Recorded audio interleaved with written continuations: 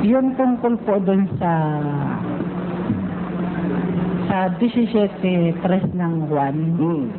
Yung sabi ni Kristo na makilala Na ikaw ay makilala nila na iisang Diyos na tunay. Tama naman yun eh. Nung salita niya ay nakatingala siya sa langit, di ba? Kaya nakasulat sa uno, sinalita ni Jesus ang bagay na ito. Sa pagtingala ng kanyang mga mata sa langit ay sinabi, Amal, walatiin mo ang anak.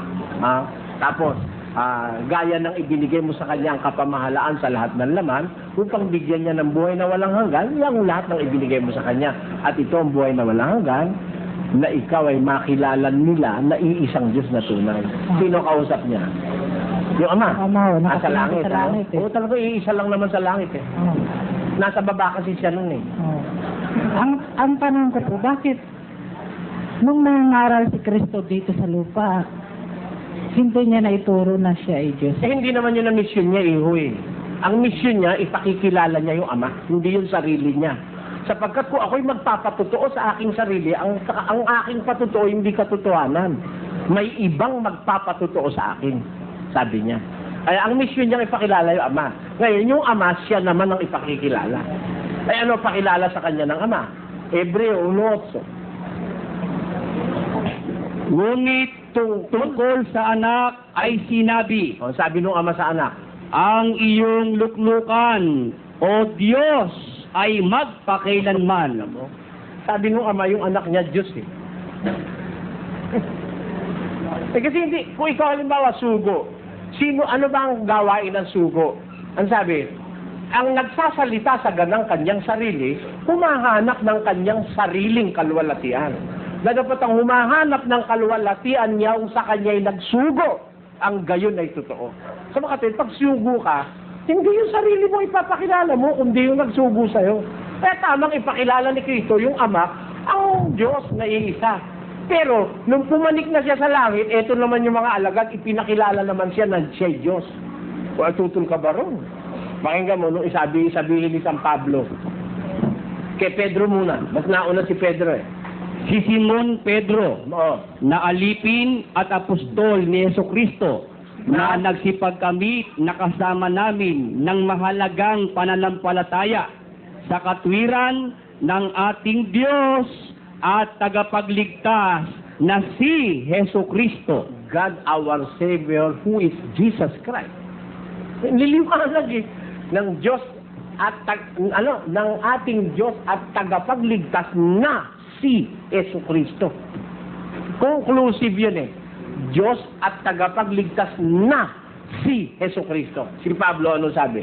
Na hintayin yaong mapalad na pag-asa at ang pagpapakita ng kaluwalhatian ng ating dakilang Diyos at tagapagligtas na si Jesucristo. Liwanag si Kristo yun eh. Dakilang Diyos at tagapagligtas. Kaya, nung nasa langit na siya, ipinakilala naman siya ng mga apostol na siya Diyos.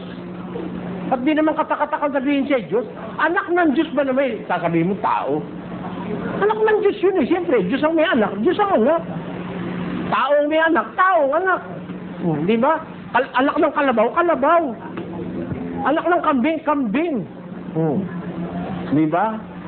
Kalagayan ang tinutukoy doon. Eh kayo, kung bigyan kayo ng argumento ng liligaw kayo, bakit? Pagkabay ka anak ng presidente, presidente na.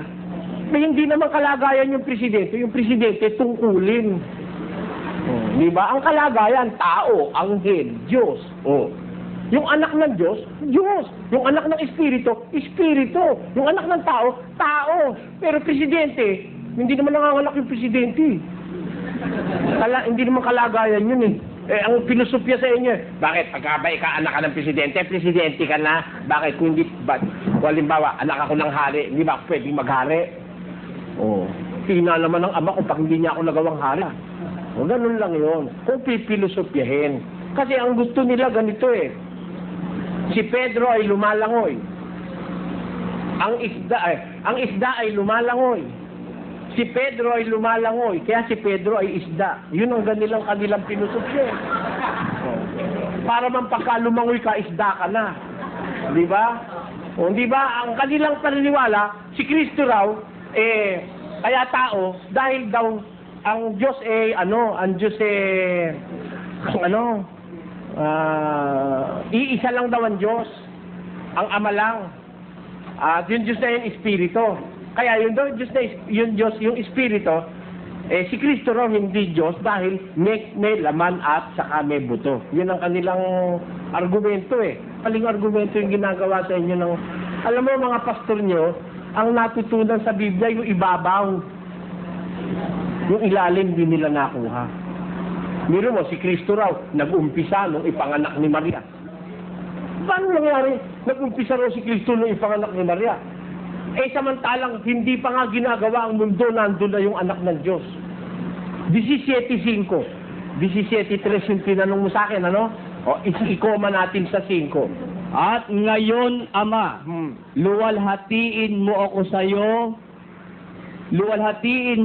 rin ng kaluwalhatiang aking tinamo sa iyo bago ang sanlibutan ay naging gayon. Tamo? Luwalhatiin mo ako sa iyo ng kaluwalhatiang aking tinamo, past tense.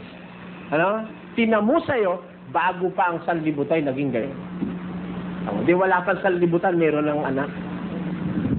Saan mo sasabihin mo tao? Imposible. De los imposibles.